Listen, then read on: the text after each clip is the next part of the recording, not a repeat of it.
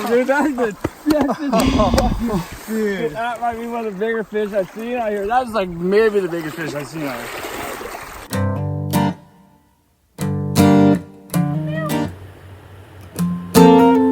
Got the First Lite Seek rain jacket on so far, dry.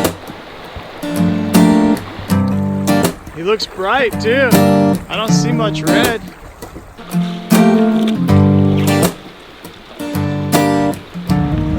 A run down there. Yeah, look at how sweet it was.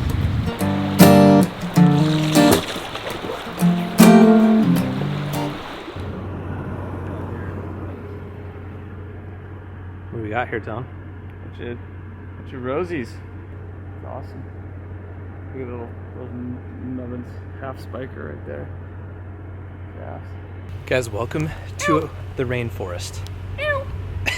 Tony's terrible attempt at a cow call. Coming to check out some new water down here, see what the river looks like. There's a giant herd of elk just hanging out here, browsing. Pretty cool to see them out here though. This, you guys have never been to the Olympic Peninsula of Washington or the Oregon coast. It is absolutely gorgeous out here. These are just a bunch of Roosevelt elk out cruising around. Pretty neat to see. Don't see any signs of any sheds anywhere, so we're gonna mosey on, check out the river conditions, but I'm looking forward to hopefully catching some fish, bringing you guys some action, hooking up with some really old good friends of mine that kind of used to do a lot of fishing with when I lived in Oregon, and haven't been back to the Olympic Peninsula for probably 5 years. So we got Tony and Kjell. You guys have seen them many times in our fishing videos before, and then a couple other buddies, Rob, Riley, and a few more guys I haven't met yet. But we plan on fishing tomorrow, which is Sunday, Monday, and Tuesday, so we'll have 3 full days of fishing action. They did pretty good today, the guys that are out there, but I just flew into Seattle today. Tony and I had to run some errands, but then just making it out here. So we're going to look at the river down here, head back to the house, and we'll be on the river tomorrow. Fishing in a rainforest is pretty dang cool. Plus, there's elk.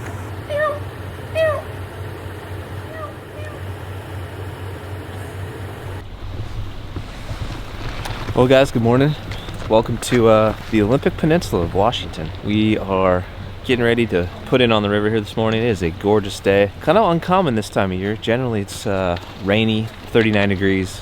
This is pretty much your average spring conditions out here. But we got Captain Tony will be in our boat with Kjell and his buddy Mike. And then we got Riley, Rob, Max, and Randy in another boat. So we'll have 2 boats today. Boat number 2, the crew fished yesterday. They did actually pretty good. Our goal is gonna be try to do some fly fishing. I'm gonna attempt to try to learn how to swing a spey rod. Never done it before, but I've got 2 excellent teachers. They're willing and capable of showing me the ropes. I think catching a winter steelhead on a swung fly is probably the most challenging way to catch one.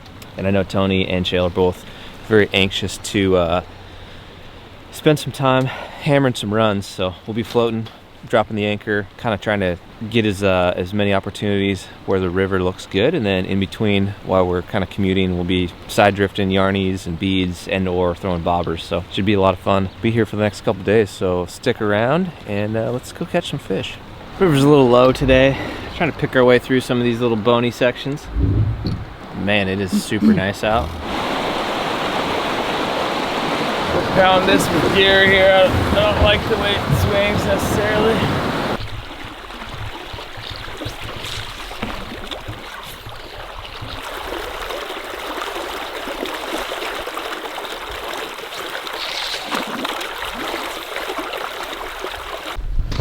Well, a little update for you. It's been a little slow. No fish has been caught out of either boat so far, but we've been throwing gear as we're floating, and then we just pulled off on this river bar here. Try to swing some flies. So I've practiced for about 30 minutes on the single spey cast. So there's like 2 different casts predominantly that are used, and then it just depends on which side of the river you're fishing. So much technique. It's definitely frustrating trying to get the right load. Yeah, I guess technique really, and how to let the rod and the line do the work for you. Kind of interesting if you've never done it before. People that do this a lot make it look super easy, but it's actually pretty dang hard to kind of get used to. So this is a different side of the river, which requires a different type of a cast. So I'm gonna start practicing again, see if I can get it figured out. But hopefully we can turn up a fish today. We'll see. It's been slow so far. So we gave Bmack a crash course in the snap T and the double spey, and he's picking it up. Just made a great cast before I turn the camera on here. See what he's got this time. Snap T on the dangle. There's the snap. Builds a loop. Sends it out. Got Tony down here. He's fired up. That's a quick learn right there. I've spent hours trying to get people to that. He's fishing. And we're fishing a good run here. Hopefully somebody hooks up. It's been a slow day not catching any fish, but man, it's so pretty out here right now. Check out this log pile. These rivers in the wintertime get what they call like blown out, or really increase the volume of water coming through here when the storms come by. They're essentially right on the coast, and it rains here a lot. So check out the size of this log jam. It is giant, and it seems to be pretty prevalent, man. They're everywhere on this river. All of that are logs. Giant log jam. Well, that was the one of the least productive days of fishing I've been on for a while. Kjell hooked into one fish. It was on for about 3 or 4 seconds. We saw it flash and then it came off. But we are gonna head out of here, go get some food, get some rest, figure out what the plan's gonna be for tomorrow. Probably tie a lot of gear because we lost a lot of gear today, and see if we can have any better luck. But it was fun. It was a beautiful day, some good friends, and beautiful scenery. So can't really ask for much more than that. We'll see you guys tomorrow. Guys, good morning. It's day number 2 here on the Olympic Peninsula. We just got in the boat. Tony and Kjell are gonna go try to swing up. Winter steelhead in particular are already pretty tough to catch, and trying to catch one on a spey rod with a swung fly, about as hard as it gets. I would consider it, I don't know a lot about it, but the way I would see it is like trying to kill an elk with a traditional archery equipment. Certainly not easy, but a lot of fun trying. I feel like I made pretty good progress from picking up a spey rod yesterday until where I am today. Getting more comfortable with just the technique, the loading of the rod, and more consistent with my casts. Still have a long ways to go, but it's fun to try something different. So today's weather's a little better. Yesterday it was beautiful and sunny, but I never have caught very many steelhead up here when the weather's nice. Today is more overcast, more in line with better fishing conditions from my experiences here. Calling for some rain late in the afternoon and then overnight, which hopefully will help tomorrow's fishing because the rivers are a little bit low here where we are. Anyways, stick with us, guys. Hopefully we can get a fish on the boat. It's another beautiful day though out here in the rainforest.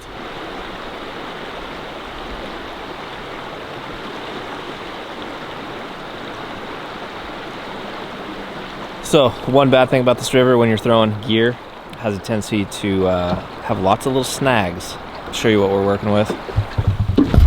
Nasty worm, which is gonna go under a bobber. It slides. The boat ahead of us, Randy, Mike, just caught the first fish of the day, and it was on a worm. So we are trying to follow suit. We haven't touched the fish, so when that happens, you just 500 yards. You blame the captain, basically. I mean, 500 yards. we got a real program going on here. So I'm in the back of the boat throwing a worm and a bobber. Kjell's in the front of the boat throwing a yarny with his fly rod. And oh, now he's got a beat on. And then Tony's rowing the boat throwing a worm out of a bait caster. Never advisable when you're on the sticks. Seems to be that's the way things go here. Kind of rogue, a little bit of rogue. Got the GoPro chesty on. Hopefully we can get a hook set. Hopefully we can catch a fish and get that on camera. That'd be a double win for the day. We're trying, guys. We're trying hard.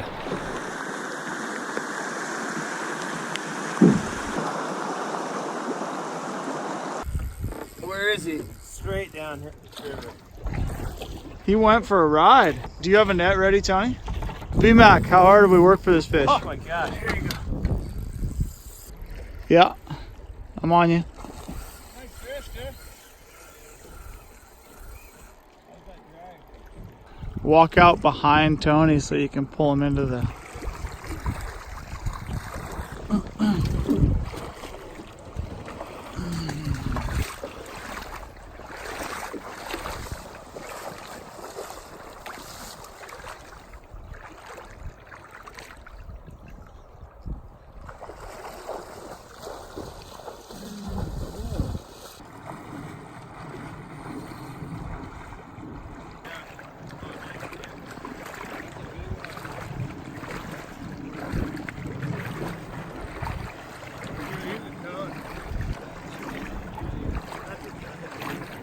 Come up to me.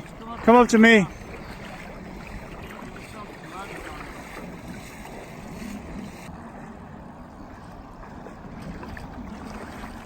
That's a big tail.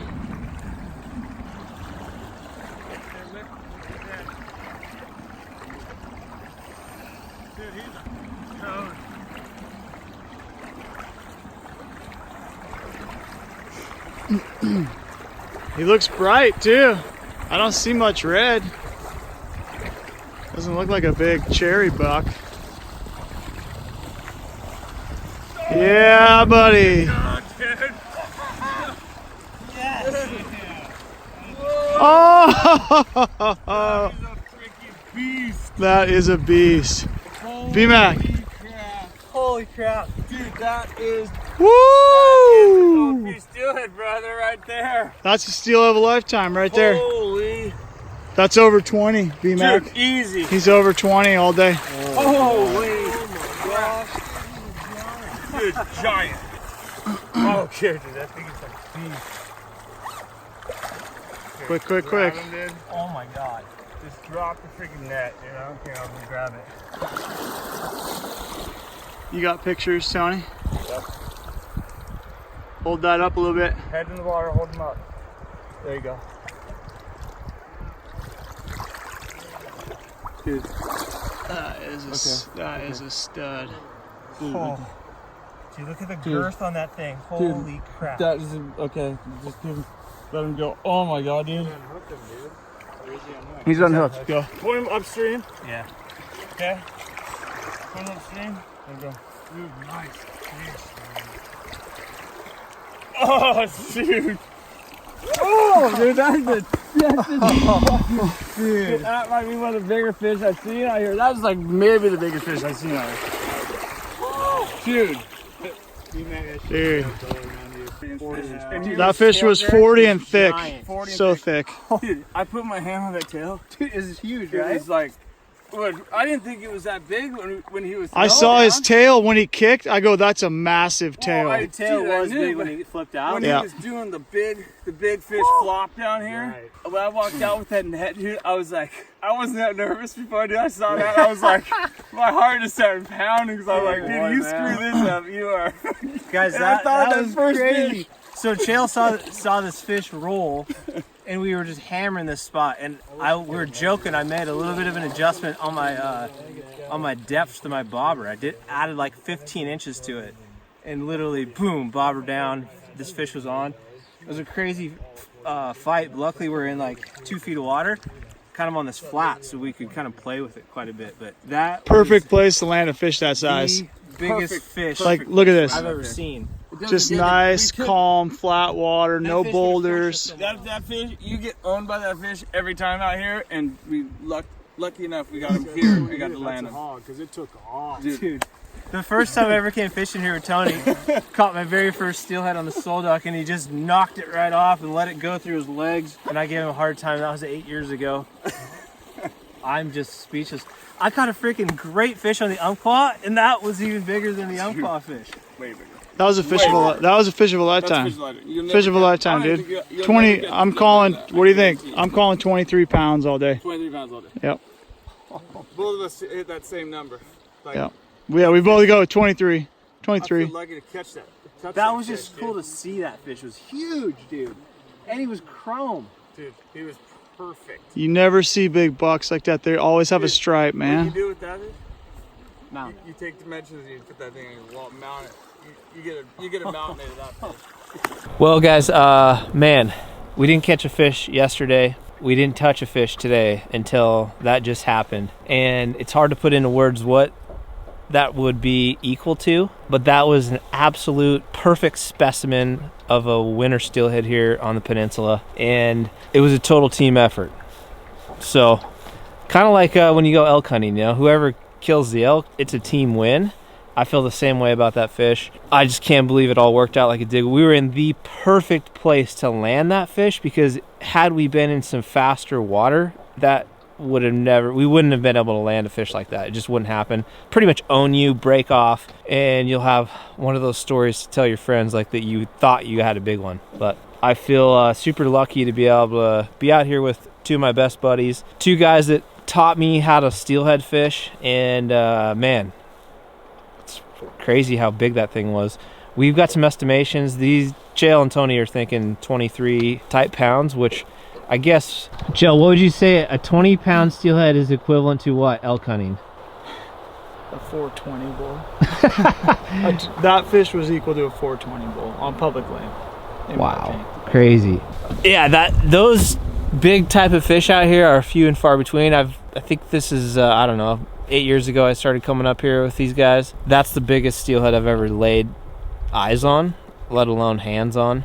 The fish that Casey caught with the Born and Raised crew in Oregon 2 years ago was very close to that, but I think this one is a little bigger, and it was just dime bright. Like, so Randy was saying possibly like a 5 salt cycle fish. Kjell's saying that that's about like potentially a 10 to 12-year-old steelhead. It's made its way to the ocean and back through the gill nets, through all the stuff for that long is super crazy. We never took that fish out of the water. We only took a couple quick photos and just the video that you saw. So there are certain rivers in Washington that you could have potentially kept that fish and it would have been okay legally, but it's such a crazy thing. Some of these wild steelhead runs are not as healthy as they were in years past, and there's a lot of conflict and debate about how to make it better or whose fault it is for it not being as strong. But we never raised the fish out of the water, and we let him go quickly, and hopefully he'll go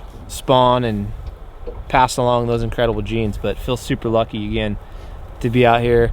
If you guys have never fished the Washington's Olympic Peninsula, it's a pretty special place. There's a lot of crazy, beautiful rivers out here that are prime habitat for winter steelhead. So we're gonna keep fishing.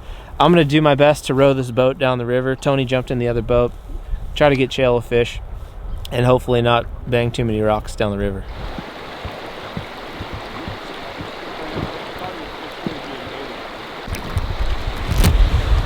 Guys, the weather's turned for the worst. It's raining like crazy. We haven't touched a fish for a while. Losing light fast, so we're probably gonna push on down. Fish along the way, hopefully we can get one more or so, but this is what the Olympic Peninsula is usually like. Got the First Lite Seek rain jacket on so far. I'm dry, but it's chilly. It's chilly and a little cold. I think tomorrow's gonna be a great day. It's gonna be hard to stop today though, if we're being honest with each other. It is day number 3. It's our final day of fishing on the Olympic Peninsula. River conditions though are looking good. It rained all night last night. The river bumped up. It's just starting to come down. Kjell's swinging a run down below us. Tony's getting all of his gear ready and organized and put in the boat. We're optimistic for a good, action-packed, fun final day. Just the 3 of us. Everybody else had to go home. Gonna be hard to top yesterday's fish without a doubt. Had a chance to do a lot of reflecting last night and look at a lot of photos and watch the video and stuff. And pretty incredible, Tone. Numbers day today. That's right. Yesterday inside.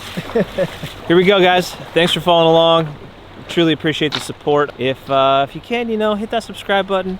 Maybe share it with a friend that enjoys fishing or hunting, and just help us out. Here we go on another adventure on the Olympic Peninsula.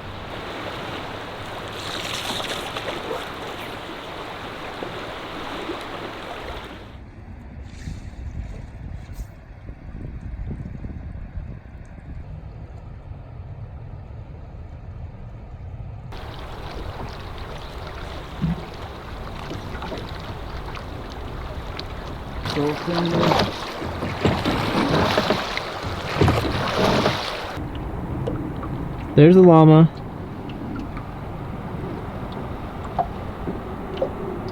And there's Kjell fishing. Very, very bizarre.